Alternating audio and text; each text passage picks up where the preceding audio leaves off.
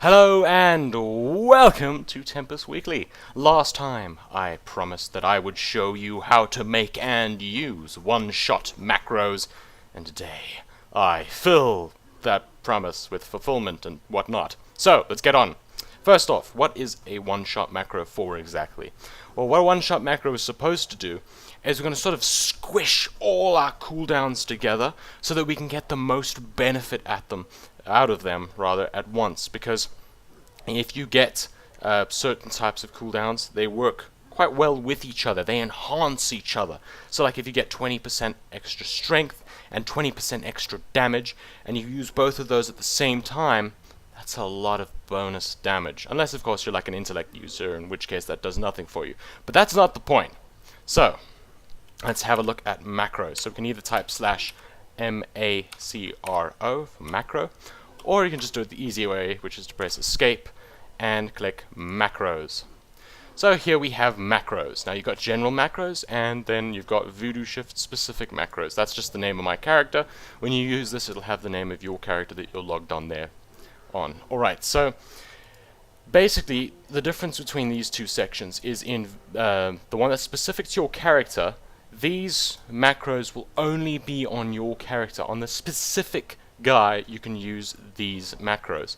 If you put it on general, then say I've got this druid on Vec, and I want to use the macro on a druid on Silvermoon, okay? Then if I put it in general macros, I could make one macro, and I could use it on both Silvermoon and Vec. I could use it whenever, wherever, however. But if I go onto specific macros, then it's going to be locked into this one guy, and if I want to make another one for a different character, I'll have to do it again. Alright, so that's the basic difference between specific and general. Personally, if I'm not going to be using it for a different character, I like to go with specific, just because it kind of keeps things ordered and neat, and that way I can find my macros easily, I can edit them quickly. But if I'm going to be using it on another character as well, then I would rather go with general. So that's just a quick thing for you guys. Now, what are we going to do with our macros? Let's have an example of how we're going to make one. So, let's have a look at this one. This is my one-shot macro without potion, because obviously I don't want to always be using a potion, because that can get quite expensive if I'm just doing some stupid dailies. So, I use potion 1 for raids and non-potion 1 for just normal stuff. Alright, so this one, if we have a look at this, it's on my bar over here. It's nice and bound and beautiful looking. Now we've got show tooltip, and then a name of a spell called Nature's Vigil. Now what show tooltip does is it will then show the icon of the spell name that you put in there. It would also show that spell's cooldown.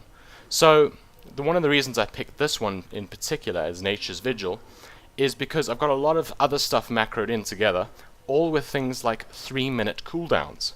So that lets me see, oh, my Nature's Vigil is now off cooldown. That means that like all the 3-minute ones in that specific one-shot macro are all off cooldown, so I can use it again. The same goes for the second half of my one-shot macro, because for Boomkins, our one-shot macro is actually best used as 2 separate macros to get the best benefit out of it. Okay, so this one I said show tooltip celestial alignment, and you'll see it down there. It looks exactly like celestial alignment, except it's got a little bit of extra writing on it, which is just the name that I've typed in here. Alright, so let's actually go around making them. Let's say new, and we're going to make the same one-shot macro without pot. One-shot macro, and I'm going to say WO, or let's just say one-shot macro, one-shot, WO, pot 2. There we go. Alright, so that's the name, and then you click OK. Now, you can either select one of these little icons, or you can leave it as question mark if you want to use the show tooltip thing. So I want to use it, the show tooltip thing, so I'm going to leave it as question mark, and I'm going to say OK. Then, let's go and have a look at Nature's Vigil. So I'm going to say show tooltip with a hashtag in front. Nature, I'm going to have a little thing there, apostrophe, Nature's Vigil, and then to make sure that it's typed incorrectly, I'm going to click save. It's not. I think that shouldn't be caps. There we go. You can't have a capital S for show tooltip, and then it'll work. as you see there. Now the other way to do this is, rather than typing in the whole name, we can have show tooltip, and then I'm going to open my amazing spell book of goodness, and I'm going to tab through it, and I'm going to say, okay, Nature's Vigil, where are you hiding? There you are. Shift, left click, and boom! There it is. Make sure you do this from the spellbook, guys, because if you don't do it from the spellbook, and you try and do it from your action bars, all that's going to happen is you're going to actually use the abilities. Don't do that. Go into your spellbook, shift click it in, and then it's beautiful. But if I don't have anything in front of that, let's have a look at what it does. If I shift click it now, it says /cast. So, naturally, it's going to cast that when I press this macro. Alright, so that's pretty handy. You can also just type /cast and whatever for the ability name, but I find it's just so much faster and easier to shift click it in, and that way you get no spelling errors or anything like that. So now that's how you know how to put in a spell. Now, the next thing we're going to look at is how do you put in a trinket? Because some trinkets have a use effect. So if we have a look at Flash Frozen Resin Globule, let's just equip this for a second. There we go.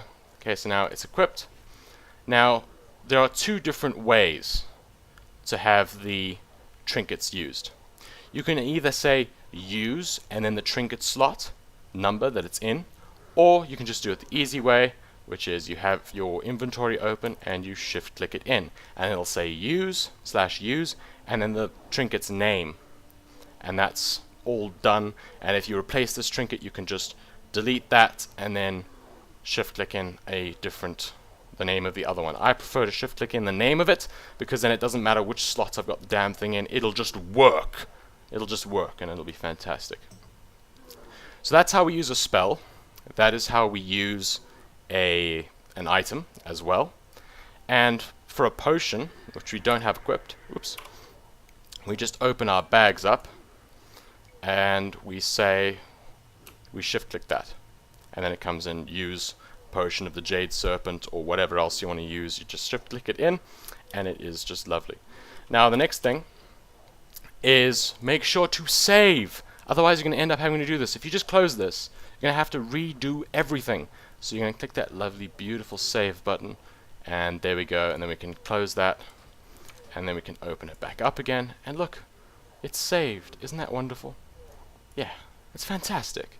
Good. So that's half of what we're going to do for the one-shot macros. Now the next thing with one-shot macros, which is also very important, is the order in which you use them. Now this depends on what character you're playing, what class, etc. You know, I'm not sure if Druids really have anything like that, apart from this having a second stage, which I'll go over in a minute. But somebody like a Death Knight with his Pillar of Frost, what you want to do is you want to have all of your strength increasing things before you have Pillar of Frost. So let's say I have a used trinket. I would put in, let's just type in some random stuff here just so you know what I'm talking about. If I had a Death Knight, I would have a line saying use the trinket. You know how to do that, you shift click it in. For more strength, I would use like the potion. For more strength, I would use every single thing that gave me more attack power before, and more strength before I used the Pillar of Frost. The reason for that is because, unless they've changed it back when I played a DK anyway, what Pillar of Frost did was it increased your strength by 20%. So, you wanted to get your strength as high as you could before using it, and that way it would give you more strength when you did use it. So that's just a little thing. It will make your macros more efficient, it will make you do more damage, and we like damage. That's why you're watching this, because you want to make big numbers happen. You want to make things explode, because that's just fantastic. Now for Druids specifically, this is why we are going to use two separate macros. Alright, so we've got first half, and then we've got the second half. Now the reason for this is if you look at Nature's Vigil's tooltip, okay, it lasts for 30 seconds. It's on a 3-minute cooldown, doesn't matter, it lasts for 30 seconds. And if we looked at Celestial Alignment, okay, it lasts for 15 seconds. And my Berserking Racial as a troll lasts for like 10 seconds or something. Now, what we want to do is we want to have both of these up at the same time, okay? But we want the celestial alignment to be on the second half. So what we do is, if I just show you now, we go and we use Nature's Vigil, and then we start DPSing for a little bit. We're just DPSing, DPSing, DPSing, it's all good stuff, etc, etc. We're DPSing, and then after a while we're going to use the second half of the macro so that we can do more damage with the dots, and that's going to be the finisher of our one-shot macros. Actually 2-part for Druids, that's why. And I was just messing around and I'm doing like 100k DPS or something. Anyway, so that's why we're going to use it as a 2-stage. Boomkins, if you're watching this, you have your Nature's Vigil, you have cooldowns that are longer than 15 seconds you're going to use with Nature's Vigil. Then after hitting the target with your Nature's Vigil up for a little bit, you're going to then pop Celestial Alignment. Make sure to pop Celestial Alignment before your Nature's Vigil buff is lower than 15. So if it's like 16 or 17 or whatever, then you pop your Celestial Alignment and then you pop your dots on and you start nuking. Because what that means is you've given yourself a bit of Nature's Vigil for 15 seconds, then you've given yourself Nature's Vigil and Celestial Alignment at the same time, making your dots do unbelievable damage. It's absolutely crazy, and then you do more damage. So it's just that those kinds of things make it better, and that's also why I've got the Berserking racial tied in with Celestial Alignment, because Celestial Alignment not only lets me put 2 dots on something with 1 hit, but it also improves the damage I do. So I want to combine that with the extra bit of haste that I get by using my racial. Alright. And that's it for the one-shot macro making video of stuff. And if you want to have my Boomkin 2-phase macro, then I have put it inside the description of both phases, phase 1 and phase 2, and you can just copy and paste it. And if you aren't a troll, then you can just delete the line with Berserking racial, and you can also put in all your trinkets and whatnot in there as well.